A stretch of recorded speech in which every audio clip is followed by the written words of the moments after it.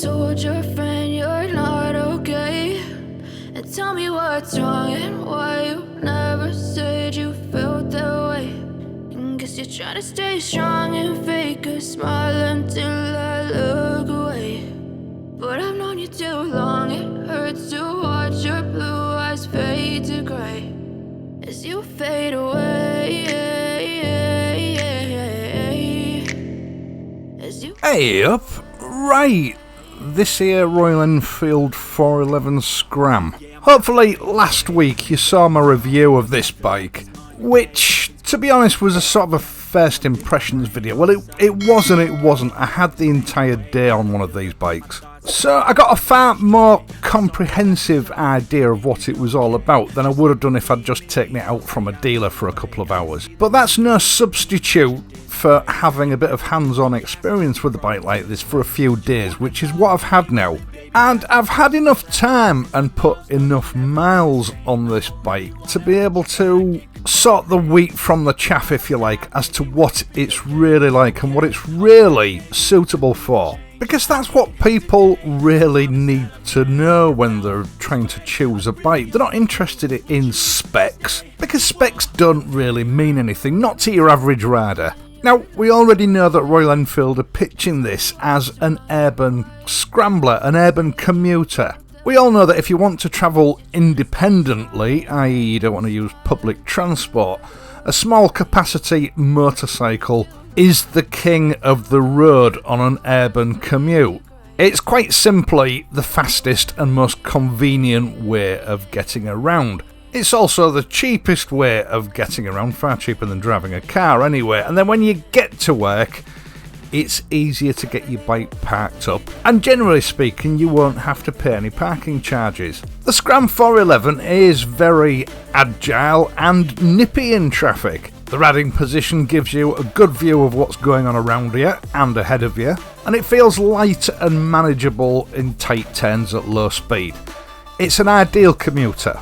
But then so are a lot of bikes. I mean, 50cc mopeds are ideal for urban commutes, but they have severe limitations if it comes to trying to do anything else.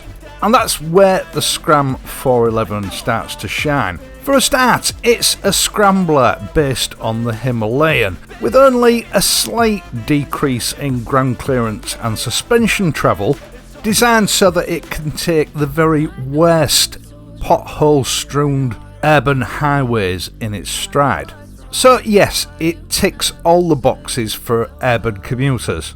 But we all have different priorities. Most of us need a bike to be a jack of all trades. But I've known you too long, it hurts to watch your blue eyes fade to grey. Life isn't just about commuting to and from work or occasionally nipping to the shops to get some bread and milk.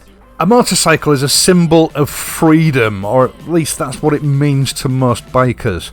And it needs to be able to deliver that freedom. And going back to the comments on that last video that I made, in the eyes of a lot of commenters, that seems to be where they think this bike falls down.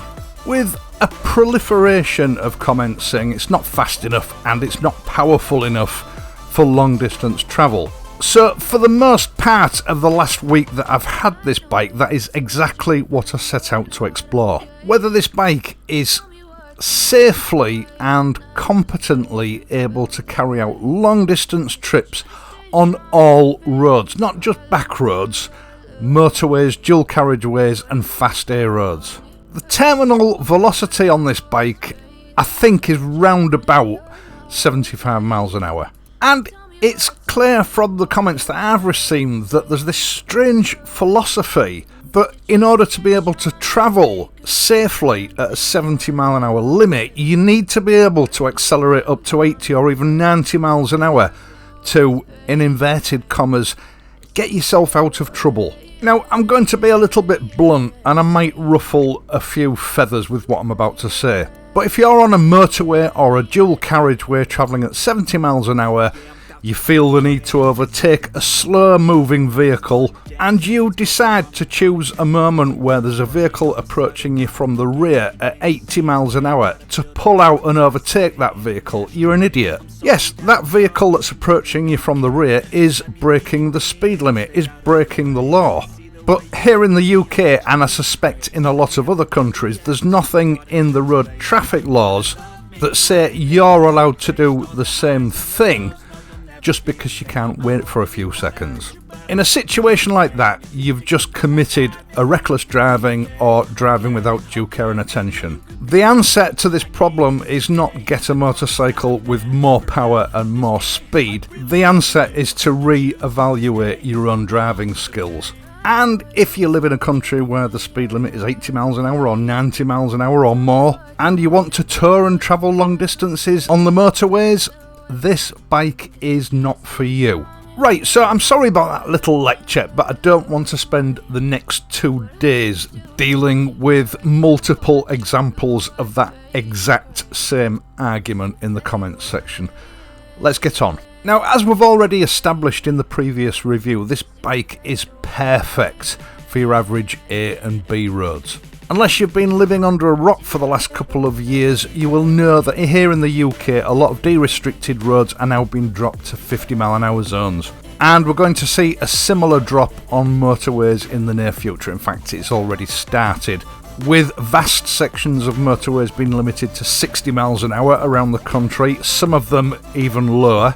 And the government set to sort of roll this out across the board nationwide with the aim of improving air quality. So in a way, it seems to me that Royal Enfield are future-proofing their entire motorcycle lineup with bikes that are more than capable to running alongside or even ahead of mainstream traffic. But for the moment, travelling long distances, we still have huge areas of 70 mile an hour zones. So let's see if the Scram is capable of running with the head on those roads competently and safely. You're trying to stay strong and fake a smile until I look away. Now, I started off sort of putting this bike to the test on the A15 going out of Hull towards sort of Grimsby and Scunthorpe. Now, this is a dual carriageway, and I chose this dual carriageway because it's usually pretty busy. It's a 70 mile an hour limit, and in a way your choices are limited for overtaking on a dual carriageway. You've only got one spare lane to move into, not two. And my aim was to prove that you can make good progress at motorway speeds on this kind of road, because you have to be mindful of what is coming up behind you, because they don't have an additional lane to move into when you indicate to change lanes. And the other reason that I chose this section of road was that it's about a 5 mile climb up the side of the Lincolnshire Wolds. It's a long, gradual, power-sapping incline. The only problem was, as it turned out, the road wasn't busy that day. There was very little traffic on it. In fact, at times it felt like I had the entire motorway to myself. But it did prove one point. Yes, I had to adjust the throttle to keep it up at 70 miles an hour, but it managed it without any real effort.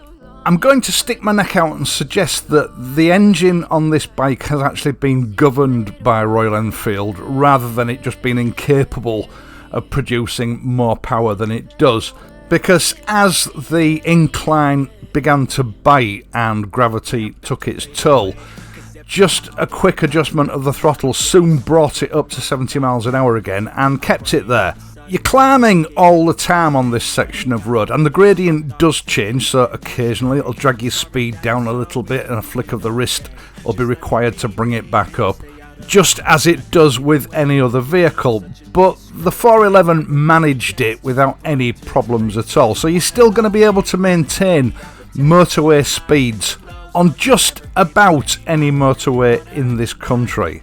The other good thing about the engine on the 411 is that 70 mile an hour is a particularly sweet, smooth spot. In fact, I would go so far as to say it is the smoothest vibration-free portion of the engine's rev range.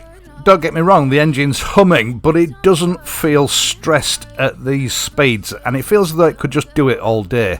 I don't like motorways in my car. I certainly don't like motorways on a motorcycle, but they are a necessary evil that you have to negotiate from time to time. I understand that. Rest assured, the Scram can do it. Now, this proved part of what I wanted to know and wanted to demonstrate to you, the viewers, but it wasn't all of it. What I really wanted to know was how well this bike would integrate with fast-moving traffic on a motorway.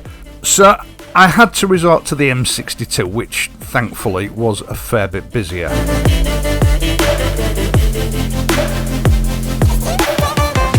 Right, first of all, accelerating from a slow road onto the slip road to get up to motorway speed so that we can safely merge with traffic.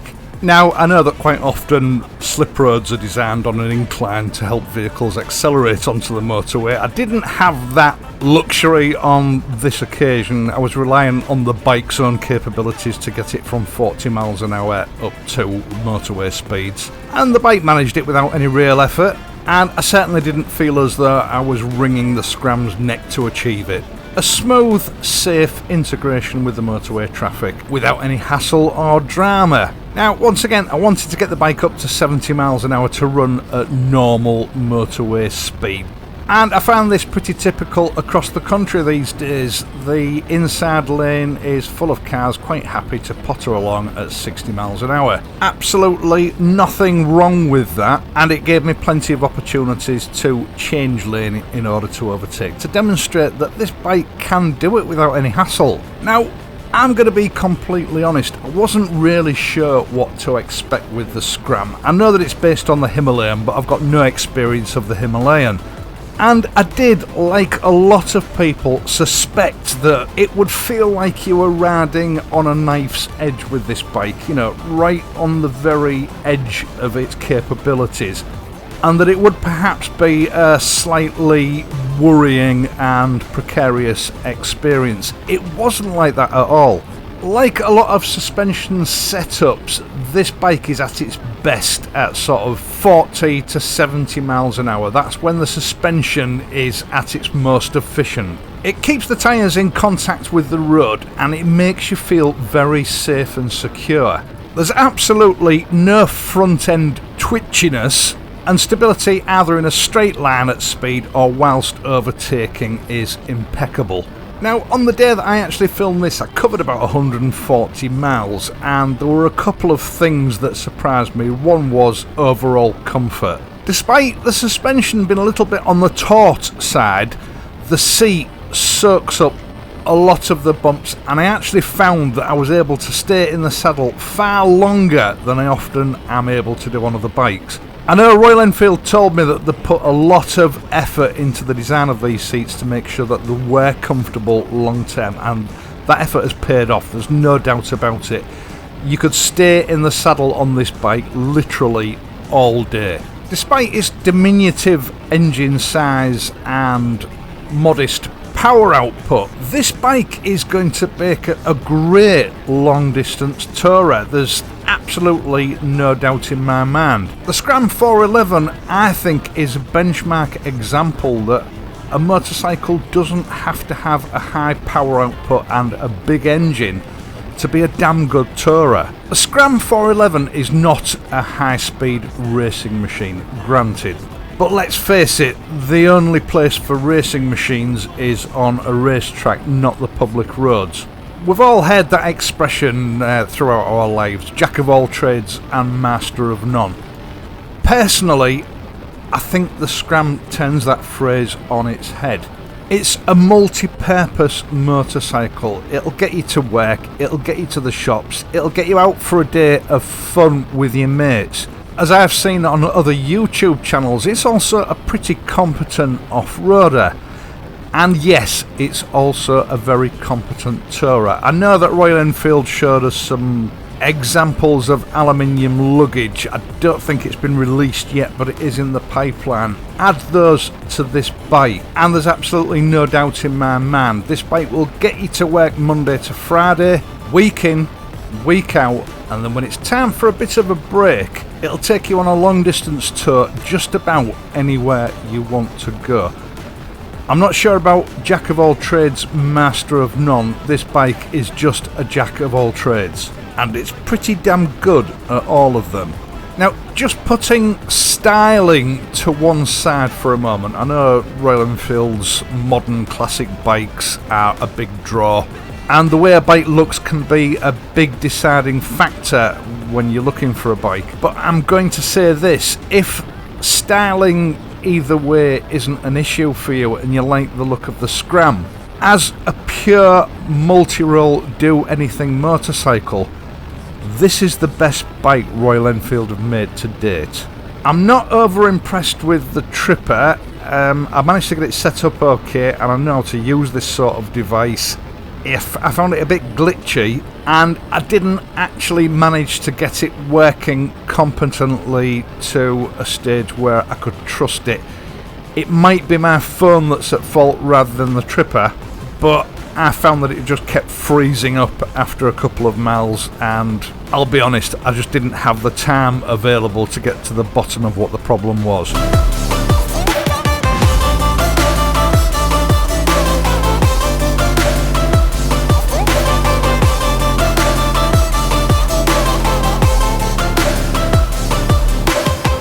I know you told your friend you're not okay, and tell me what's wrong and why you never said you felt that way. Guess you're trying to stay strong and fake a smile until I look away. Once again, thank you so much for indulging me and watching this video. Sorry about the little rant near the beginning, but it just gets so tiresome answering the same question over and over again. If you've enjoyed this video, please leave a like, and if you're not a subscriber, subscribe to the channel. It really helps me out. I will of course be back on Friday, so until then, please ride safely, and I'll see you soon. Fade away, as you fade away. Yeah, I'm about to fade away, cause every time I wake up I feel like it's Monday. Something's going wrong with all the chemicals up in my brain. All of a sudden I don't look at anything the same way. Gotta build up of my thoughts.